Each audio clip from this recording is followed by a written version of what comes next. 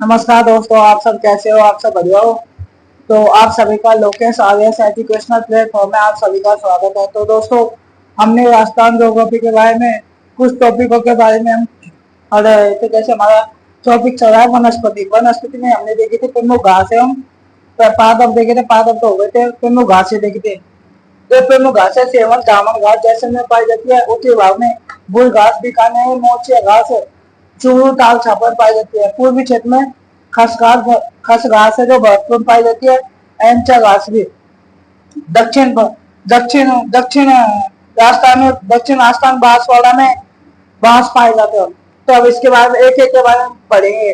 पहली है सेवन नीलौन घास। पहली घास का नाम है सेवन घास या नीलौन घास। इसका वैज्ञानिक नाम क्या है? पहली घास है सेवन घास। सेवन घास जिसे नीलौन घास भी कहा जाता है। नीलौन घास, सेवन घास या नीलौन घास, इसका वैज्ञानिक नाम है लसीयूरस सिंडिकस। लसीयूरस सिंडिकस इसका वैज्ञानिक नाम है। यह स्थिति देखे तो कहाँ पाई जाती है? ये पाई जाती है लाठी सीरीज जैसलमेर में पाई जाती है। लाठी सीरीज जैसलमेर में पाई जाती है। इसका महत्व देखे, इस घास का, इसका महत्व देखे।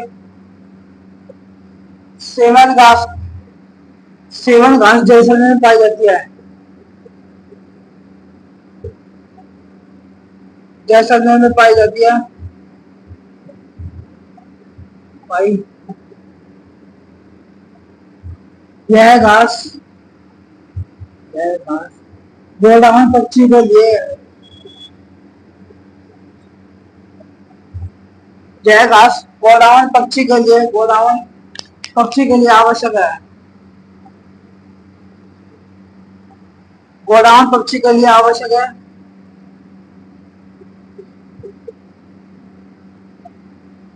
इस घास को इस घास को इस घास को गोडाउन की सनस्थली भी कहा जाता है। गोडाउन की सनन स्थली भी कहा जाता है। सनन स्थली भी कहा जाता है। तो गोडाउन पक्षी इसी में, इस घास में अंडे देता है और इसी में रहता है। सनन स्थली भी कहा जाता है। उसके बाद में यह घास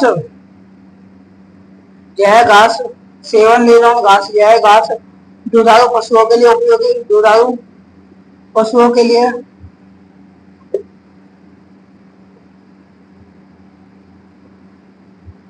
दुधारू पशुओं के लिए पौष्टिक एवं उपयोगी चारा घास है।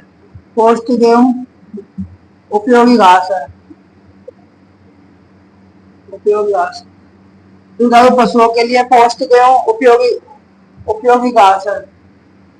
उनके चारे के लिए उपयोगी घास है। सेवन या नीलौन घास, इसका वैज्ञानिक नाम है लसीयूरस इंडिकस। स्थिति लाठी से जैसलमेर में। मैं तो सेवन घास जैसलमेर पाई जाती है। इसका इसे गोडाउन पक्षी के लिए आवश्यक है। इस घास को गोडाउन की समय स्थली कहा जाता है। यह घास दुधारू पशुओं के लिए पौष्टिक और उपयोगी घास है। दूसरा है दामन घास, बता दीजिए एक बार।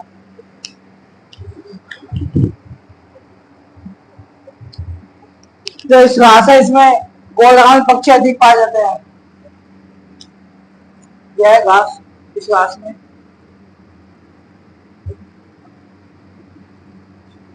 इस घास में इस घास में गोडाउन पक्षी पक्षी अधिक पाए जाते हैं। गोडाउन पक्षी अधिक पाए जाते हैं। इस कारण से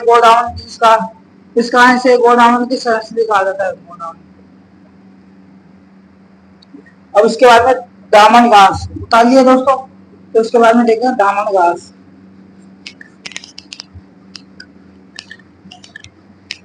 पश्चिम क्षेत्र की घास देख रहे हैं जैसलमेर साइड। दूसरे नंबर पर आती है घास दामन घास। दामन घास की स्थिति देखे तो ये पाई जाती है जैसलमेर में, स्थिति जैसलमेर। इसका उपयोग देखे, महत्व देखे तो इसका महत्व है पशुओं के लिए उपयोगी घास, पशुओं के लिए,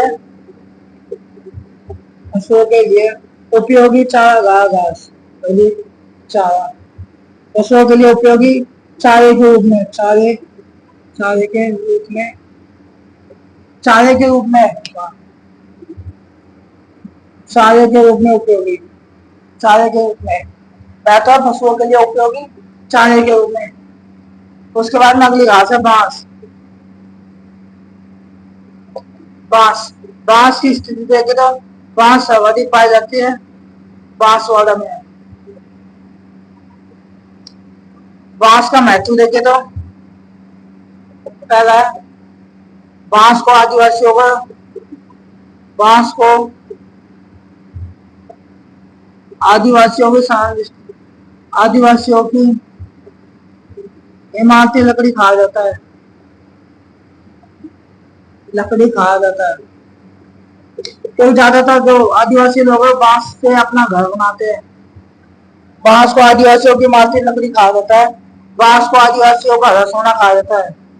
तो बांस को जलाकर लोग खाद तैयार करते हैं, राख से भी खेती करते हैं। बांस को आदिवासियों का रसोना खाया जाता है, बांस को आदिवासियों का हरा सोना खाया जाता है, हरा सोना कहा जाता है। बांस को, बांस को 1994 में लिखना है आपको। बांस को, बांस को 1974 में वन श्रेणी से हटा दिया गया, वन श्रेणी से हटा दिया गया है, हटा दिया। बांस को वन श्रेणी से 1974 में हटा दिया गया। ब्राह्मण घास स्थिति जैसे में तो पशुओं के लिए उपयोगी चारा घास, चारे घास, चारा घास।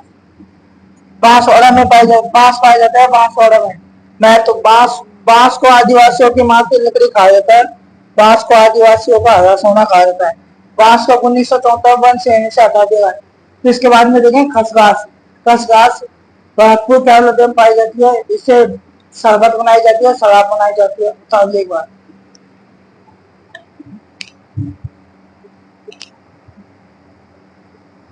ये 2017 में, 2017 लिखा है बांस को 2017 में वन श्रेणी से हटा देगा।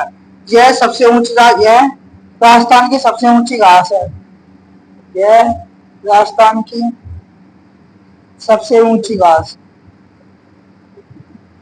ऊंची, सबसे ऊंची घास बांस है। राजस्थान में सबसे ऊंची घास कौन सी होती है? बांस।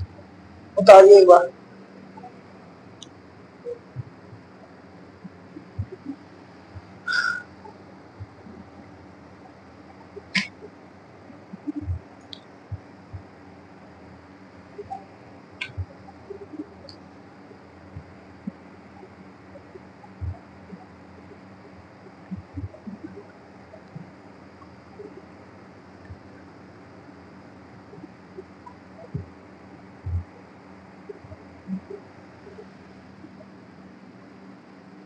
बता लिया दोस्तों। अब इसके बाद में चौथी घास देखेंगे, एंचा घास। एंचा घास जो भरतपुर केरल में पाई जाती है। चौथी घास है एंचा, एंचा घास। एंचा घास, यह घास भरतपुर केरल में पाई जाती है। यह घास भरतपुर, भरतपुर केरला देव, भरतपुर में केरला देव पाई जाती है, भरतपुर केरला देव में पाई जाती है, पाई जाती है। अगली घास है खसघास। खसघास, खसघास पाई जाती है तो सवाई माधोपुर यह पाई जाती है सवाई माधोपुर में, करौली, टोंक और भरतपुर में पाई जाती है। भरतपुर में पाई जाती है, पाई जाती है। यह एक सुगंधित घास है, यह एक सुगंधित घास है, घास है।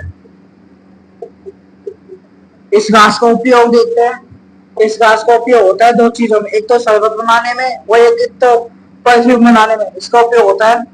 खस घास को भी शरबत बनाने में उपयोगी, शरबत बनाने में, और एक इत्र बनाने में, इत्र बनाने में,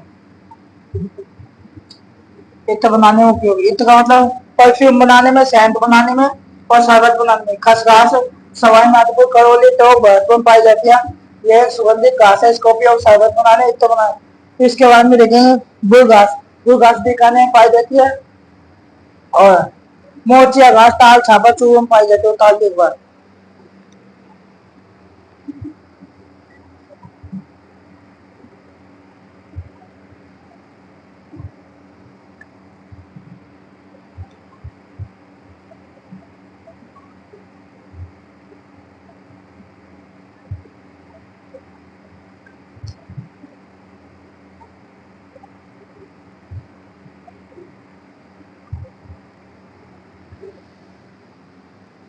उतार लिया दोस्तों। अब इसके बाद में छत्ती घास है।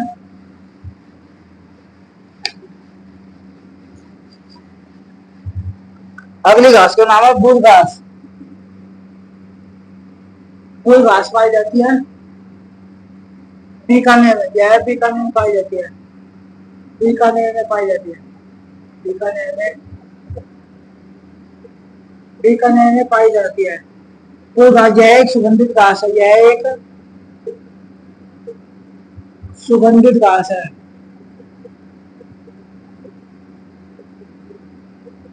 अगली घास का नाम है मोचिया घास।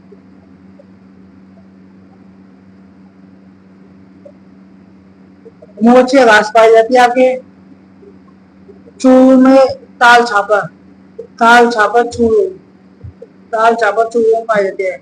यह घास, यह घास काले हिरणों के लिए उपयोगी घास, यह घास काले हिरणों के लिए उपयोगी है, काले हिरणों के लिए उपयोगी घास, काले हिरणों के लिए उपयोगी घास।